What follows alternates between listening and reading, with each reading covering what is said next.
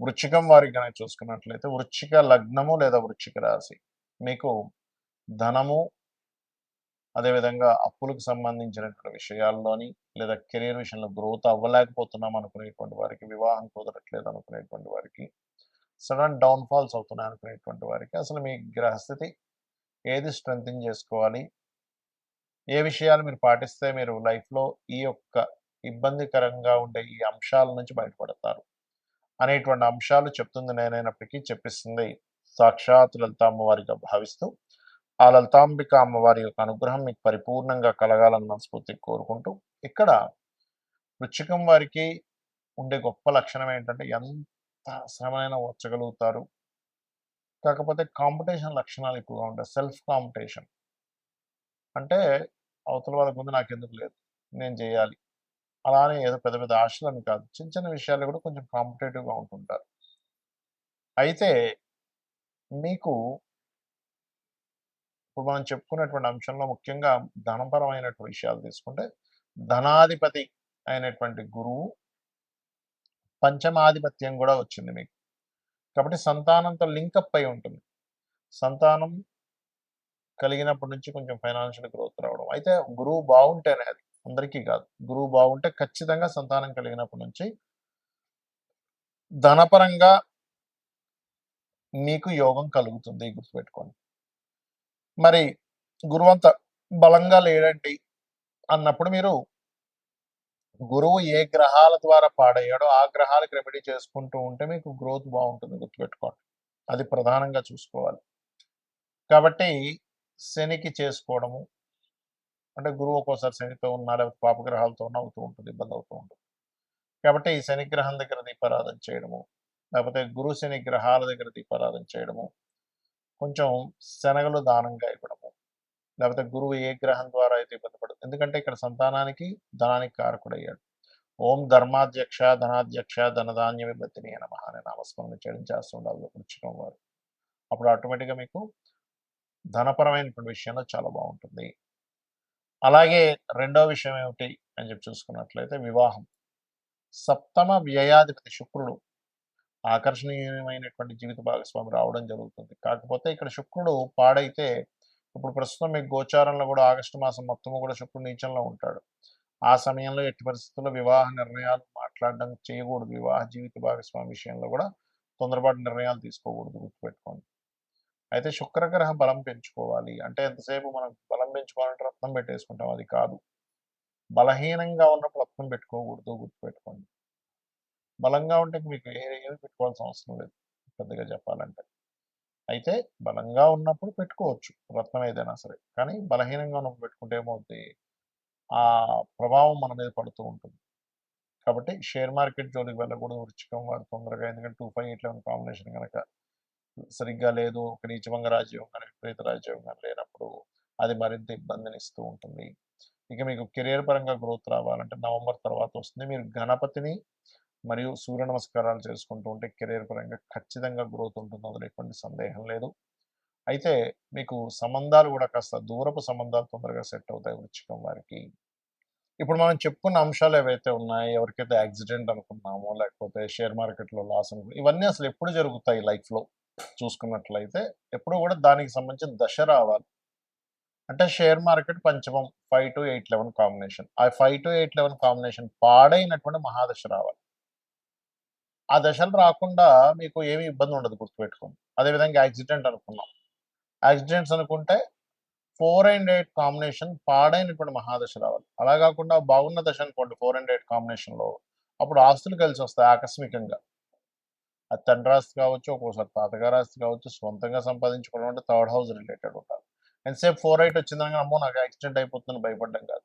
అది ఒక్కొక్కసారి ఆస్తిని కూడా ఇస్తుంది. రీసెర్చెస్ అంటే ఒక్కొక్కసారి మనం ఏదైనా ఎడ్యుకేషన్ రిలేటెడ్ సంబంధించిన దాంట్లో మనం చేసేటువంటి దాంట్లో పీహెచ్‌డీలు అవి చేస్తూ ఉంటాం. అటువంటి వాటిల్లో ధనయోగాన్ని ఇస్తూ ఉంటుంది.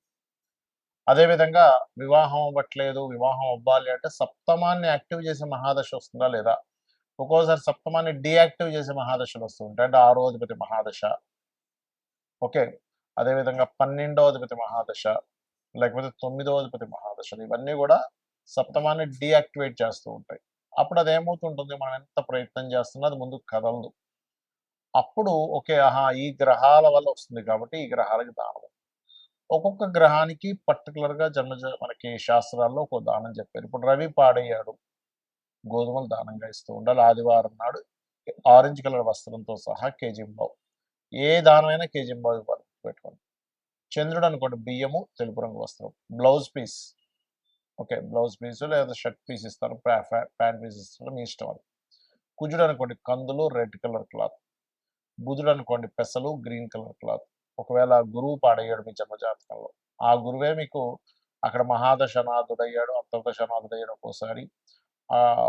మీ యొక్క విషయాన్ని అపురూపంలోకో, లేకపోతే వివాహం వెనక్కి వెళ్ళే విషయంలోనో, సంపాదన సరిగ్గా లేని విషయానికో అది కనెక్ట్ అయింది. అప్పుడు శనగలు దానంగా ఇవ్వాలి యెల్లో కలర్ క్లాత్‌తో.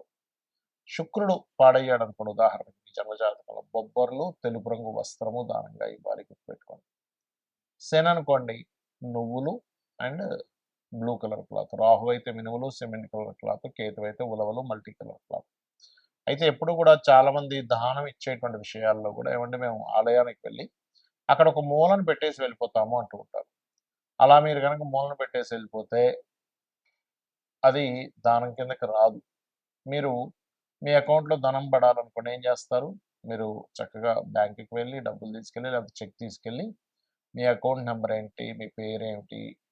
ఏ ఏ బ్యాంక్‌లో వాళ్ళకి వెయ్యాలి ఈ అకౌంట్ లేదా మీ అకౌంట్‌లోనే వెయ్యాలా? అనేటువంటి అనేకమైనటువంటి విషయాలు మీరు వాళ్ళకి చెప్పి వాళ్ళ దగ్గర ఒక స్టాంప్ ఏపించుకొని రసీదు తీసుకొనొస్తారు. అంటే ఏమిటి?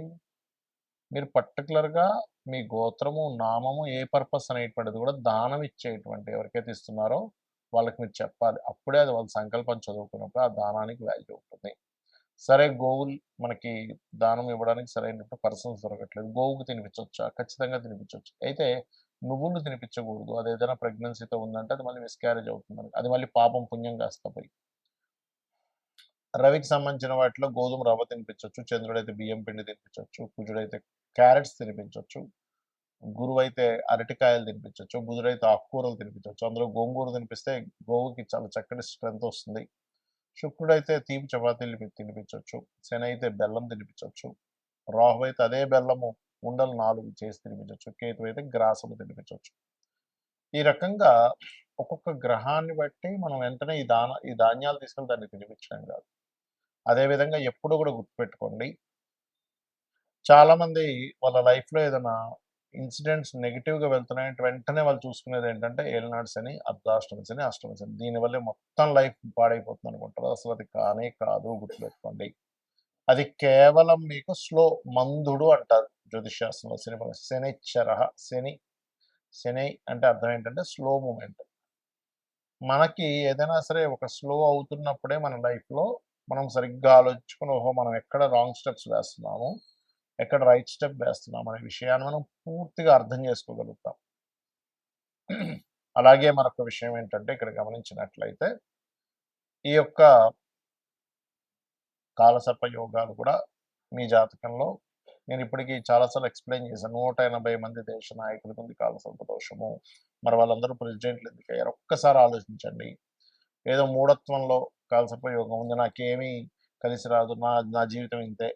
నాకేం చేసినా కలిసి రాదని మూఢత్వంలో ఉండకండి. జ్యోతిష్ శాస్త్రం అంటే మనకు వెలుగునిచ్చేది. అసలు మీకు రూట్ ఎటుందని చెప్పేది. అంతేగాని నీకెందుకు పనికిరావు, నువ్వెందుకు పనికిరావు అని చెప్పడానికి జ్యోతిష్ శాస్త్రం అవసరం లేదు గుర్తుపెట్టుకోండి. కాబట్టి ఏలినాటి శని, కాలసర్ప యోగం విషయంలో పెద్ద సీరియస్‌గా తీసుకోకండి. అవి పెద్దగా ఏమి కాదు. మీ పర్సనల్ చార్ట్‌లో ఉండే మీ మహాదశలు, అంతర్దశలు ఇప్పుడు మనం చెప్పుకున్నాం 5 అంశాలు. ఒకటేంటి మీకు వివాహం అవ్వాలన్నా, ధనం కలగాలన్నా లేకపోతే ఏంటి అని. ఆ పర్టిక్యులర్ గ్రహాన్ని అది యోగ్యవంతంగా మారాలి. అది కంబస్ట్ అయ్యి ఉంటుంది ఒక్కోసారి. అస్తంగత్వ దోషంలో ఉంటుంది. లేకపోతే పాపకత్తెరలో ఉంటుంది. అలాంటప్పుడు మీకు వివాహం అవ్వకపోవడమో, ధనం రాకపోవడమో, లేకపోతే మీరు అనుకున్నటువంటి స్టేజ్‌కి కెరియర్‌లో వెళ్ళలేకపోవడమో, ఆకస్మిక సంఘటనలు జరగడమో, అప్పుల పాలవ్వడమో జరుగుతూ ఉంటుంది. సో, ఈ రకంగా చేయండి. ప్లస్ మీరు ఫైనాన్షియల్‌గా ఎంతున్నా కొంతమంది హ్యాపీనెస్ ఉండదు. అలాంటి వారు ఓం ఇంద్రగోప పరిక్షిప్త స్మరతోనా భజంగికాయై నమః అనే నామస్మరణ చేయండి. ఖచ్చితంగా బావుంటుంది. అలా కాదండి నాకు అన్ని విధాలా నాకు కావాలంటే టోటల్ లలితా సహస్రనామాలు రోజు చేయండి. రోజు గనక నిత్యము లలితా సహస్రనామాలని ఎవరైతే శ్రవణము పఠనము చేస్తారో ఖచ్చితంగా వారికి ఎటువంటి ఇబ్బందులున్నా కొన్ని జన్మ పాప ఫలితాలను తొలగిస్తుందట అమ్మవారు. అందులో ఒక్క నామం చాలట మన ఎన్నో జన్మల పాపాలను తొలగించి ఇంకేమైనా మిగిలి ఉన్నాయా అని అడుగుతుందట. కాబట్టి ఇలా చేయండి, అన్ని విధాలా మీకు బాగుంటుంది.